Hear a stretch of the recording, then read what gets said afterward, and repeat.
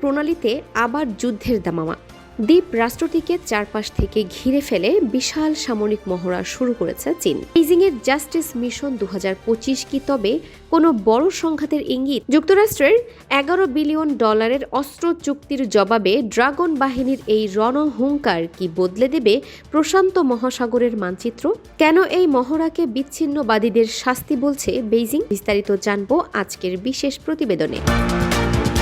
Taiwan ঘিরে এক ব্যাপক সামরিক মহড়া শুরু করেছে চীন। বিবিসি জানিয়েছে এই মহড়ার নাম দেওয়া হয়েছে জাস্টিস মিশন 2025। এতে চীনের সেনা, নৌ এবং বিমান বাহিনীর পাশাপাশি অংশ নিয়েছে শক্তিশালী রকেট ফোর্সও। মহড়ার মূল লক্ষ্য হল তাইওয়ানের গুরুত্বপূর্ণ এলাকা দখল ও অবরোধের অনুশীলন করা। চীনের স্টার্ন থিয়েটার কমান্ড সামাজিক যোগাযোগ মাধ্যম ওয়েইবোতে এই অভিযানকে ন্যায়ের ঢাল হিসেবে বর্ণনা করেছেন। তারা স্পষ্ট বলেছে, যারা স্বাধীনতার নামে ষড়যন্ত্র করছে তারা এই ঢালের মুখে ধ্বংস হয়ে যাবে। এই উত্তেজনার নেপথ্যে রয়েছে যুক্তরাষ্ট্রের একটি বড় সিদ্ধান্ত।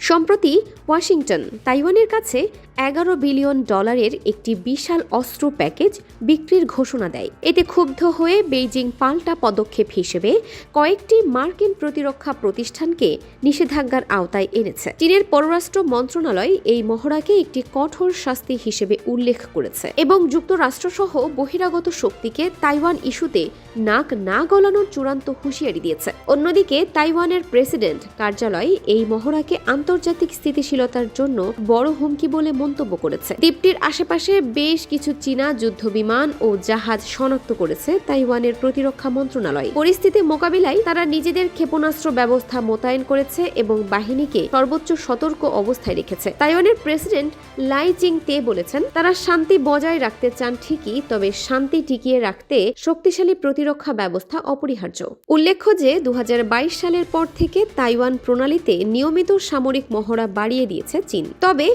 এবারের মহড়াটি বিশেষভাবে গুরুত্বপূর্ণ কারণ এটি ইস্টার্ন থিয়েটার কমান্ডের নতুন প্রধান ইয়াং ঝিবিন দায়িত্ব নেওয়ার পর প্রথম বড় কোনো অপারেশন। একদিকে চীনের অবরোধের কৌশল, অন্যদিকে তাইওয়ানের নিজস্ব সামরিক ক্ষমতা বৃদ্ধির চেষ্টা। সব মিলিয়ে এই অঞ্চলের উত্তেজনা এখন তুঙ্গে।